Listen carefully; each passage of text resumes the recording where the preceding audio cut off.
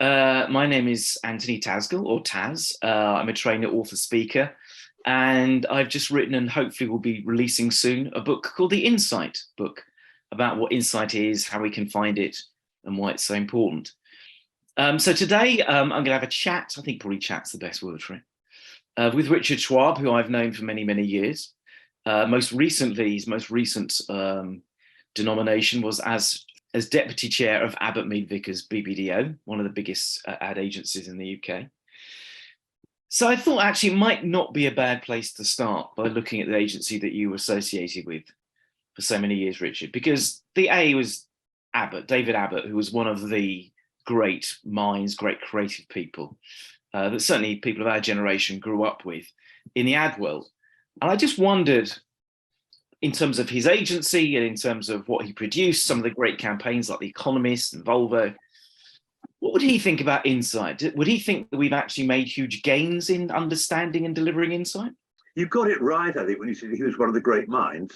And what he was in terms of his official skill base was he was a creative, and he wrote like a god, beautiful, urbane, witty, intelligent, challenging prose. But what he was unofficially, and the role he actually played, was he had a glorious strategic mind. So what he was able to do better than almost anybody, and certainly rather better than some of the planners who officially were down to do this, was he could see a line of argument.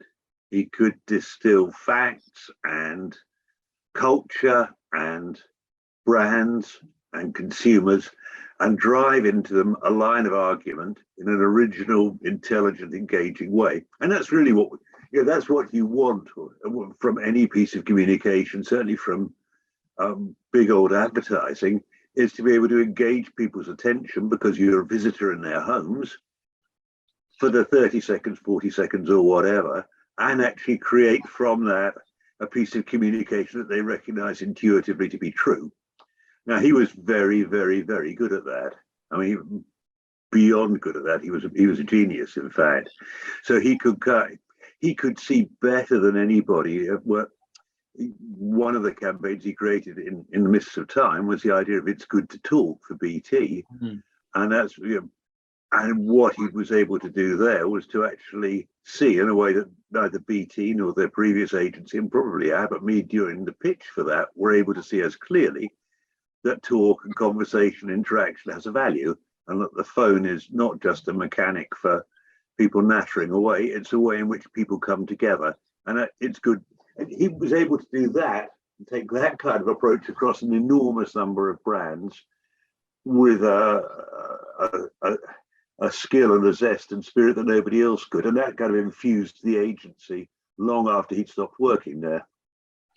You just reminded me, actually, because there's the second section, the middle section of the book, I've got about, I think, 10, 15 different examples of brands with insight. And I didn't use It's Good to Talk with Bob Hoskins.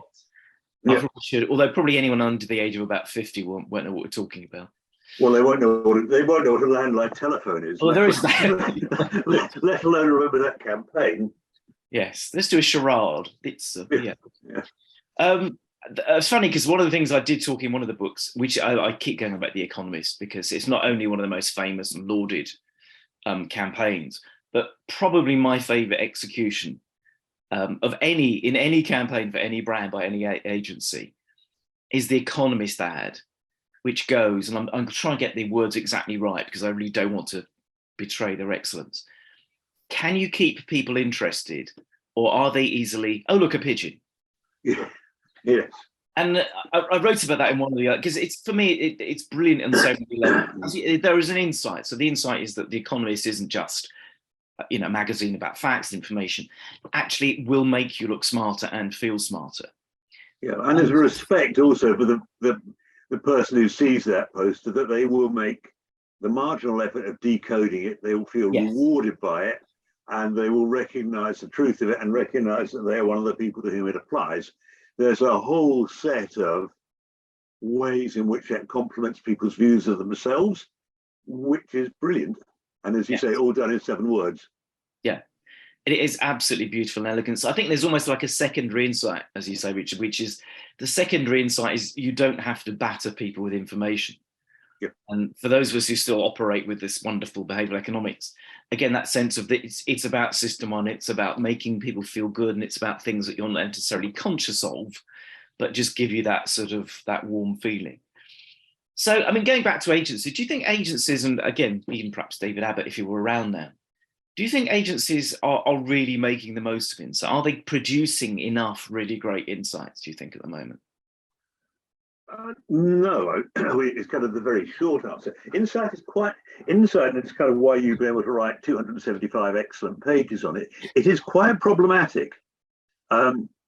It's a word that you and I will remember was barely front of mind until probably 20 years ago, maybe 30, 25 or whatever. And then all of a sudden it became critical. So there was a kind of demand for insight, and that's a fair thing, because if you go back to what we were saying about Abbott, was actually a proper insight has an originality that is intuitively true, that you haven't heard before, but that you know fits into your canon of beliefs all of a sudden. That means, honestly, there's not a lot of them about, and mining for them is difficult. And finding them actually requires a small creative leap in itself. And the idea that just because you want some, you can go away and get some, like a kind of, it is, a lot of clients kind of treat them like a cash crop, and they're not. They are few and far between, and they require time and diligence, and quite often a higher, and research often adds into all of that lot. But they are not easily found.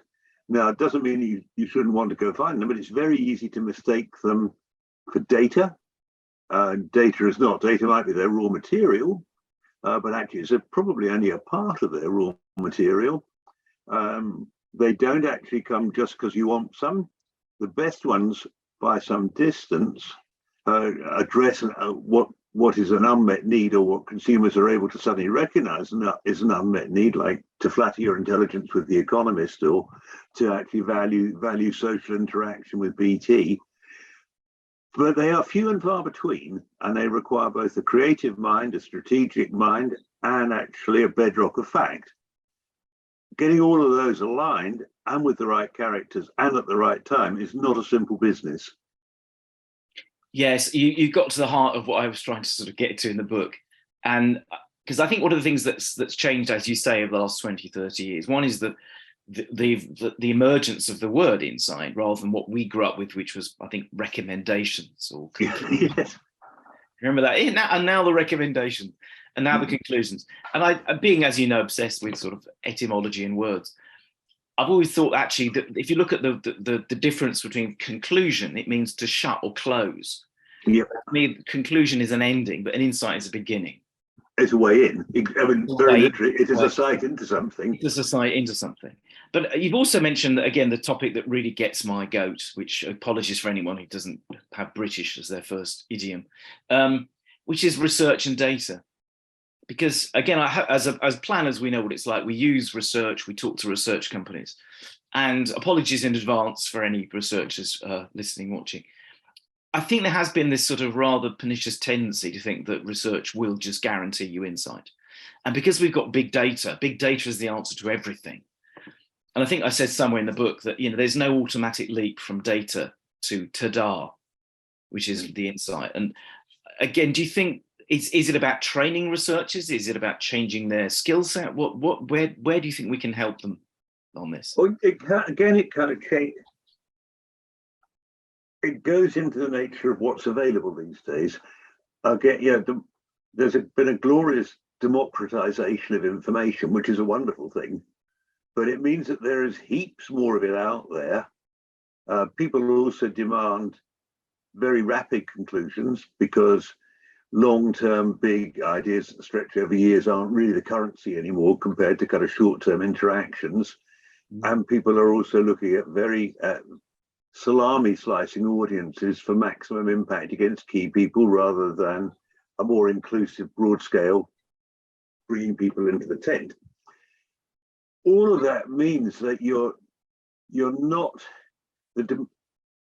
there's the weight of information and the speed of information quite often works against the development of really strong insight, which requires kind of patience, has a lot of stakeholders, also has to be creatively fertile. If it has an energy to it, a kind of synaptical snap, it probably is creatively stimulating.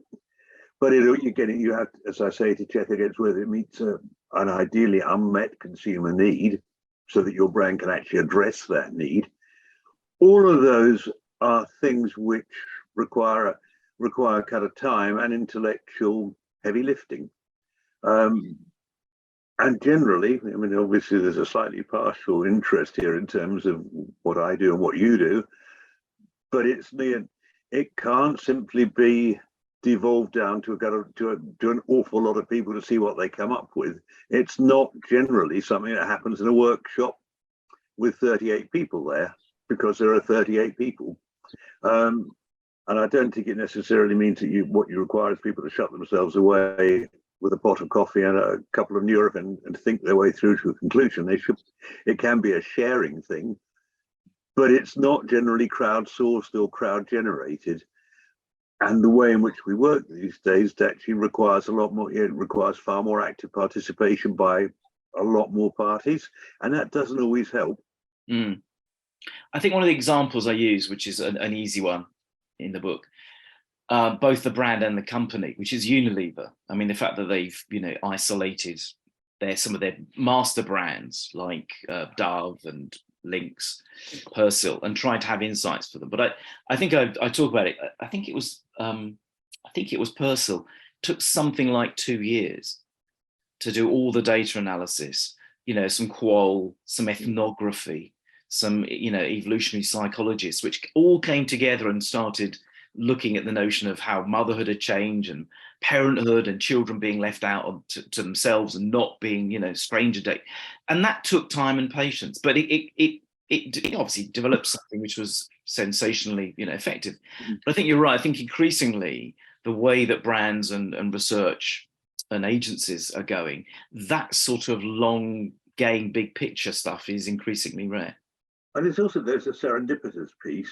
Yes. I mean, there's always a he who holds the pen writes the history on this, but my understanding of dirt is good, which is brilliant, but that emerged from South America on a campaign for Omo, which is Persil in other markets, out of left field, and was then recognized by people as being a glorious encapsulation of how you would want the change in what motherhood is all about, and why wash is whiter is no longer exactly the point when it's all about colours and machines on every other day. I mean, the Dove one, as I understand it, was actually done by quite a small group of people across quite an intense set of workshops across quite a long time, led by Alina Santos. But that was one of the very few which I think had less of kind of, oh, hang on, this is what we can use. And quite often, hang on, this is what we can use. And hang on, this means far more than we thought it did, suddenly comes together. Good things come to those who wait was created away from a brief, truthfully, certainly away from the client brief and probably away from the agency brief by one very brilliant creative team, and particularly one very brilliant creative mind. And then once that had emerged out of left field, everybody kind of thought there is an intellectual brilliance on this and a creative brilliance that means that we can get, which actually will last, which is enduring, which is true, and which enough people will recognize the truth of and can then see why it fits the Guinness brand in particular, because of how long it takes to pour. But that was, again, I'm not sure whether that would be serendipitous or just individual brilliance. But it certainly came out of left field. The idea you can sweat your way to an insight is not, I think, often the case. Yeah. Good. I think probably we've got about a minute left. Let me just sum up, because you've alighted on one of my favorite topics, which is serendipity. And again, I think it's something that people who are looking for insight, or people who are claiming that they're going to find insight solely by looking long and longingly at data. Just need to understand, because creativity, insight, a lot of that is through serendipity. A lot of it is through making connections, the brain making connections unconsciously between different fields, different domains, whatever. That's a well-attested fact in. And unthinkingly, probably, I think the important word, honestly, is unconsciously, unthinkingly. Brains don't operate because of different systems of thinking. You know, what sparks something synaptical is not invariably is not a rational piece per se. It's a kind of intuitive one. Yeah. And I think there's an image I use at the back of the book, which probably because of the pandemic, I was watching far too many detective programs, which is the murder board. And it struck me as a useful analogy for actually how insight happens, probably unconsciously, but the idea of the detective putting up their pins and like linking different people and faces. And I think that's often what happens unconsciously. Your brain is doing this, and then suddenly you know, something you feel, there's a revelation, a eureka, an aha moment. Again, I love the quote by Isaac Asimov. He says, when scientists find something new, they don't go eureka. They go, that's funny. And I think that feeling, and again, I talk about it in the book, for me, insight, as you say, there are loads of ways of defining it and not defining it. But for me, a lot of it is how it feels. You feel when you've got an insight, you get that, oh, okay, that's, as you said, there's something interesting. There's something that can allow us to just pull back and think of something bigger. Thank you. It's been about, I think, 18 minutes. We probably could have spent the rest of the day talking about this topic. By the way, if anyone's listening that wants to perhaps support us, we could perhaps launch a serial that I think Richard may have serendipitously created called Synaptical Snap. I personally think brain food. Maybe we could launch it as brain food. Anyway, thank you, Richard. It's been great fun. Hope those of you watching, listening found something interested in it. There'll be some link to the book as well, but thanks again, Richard. And pleasure. A pleasure.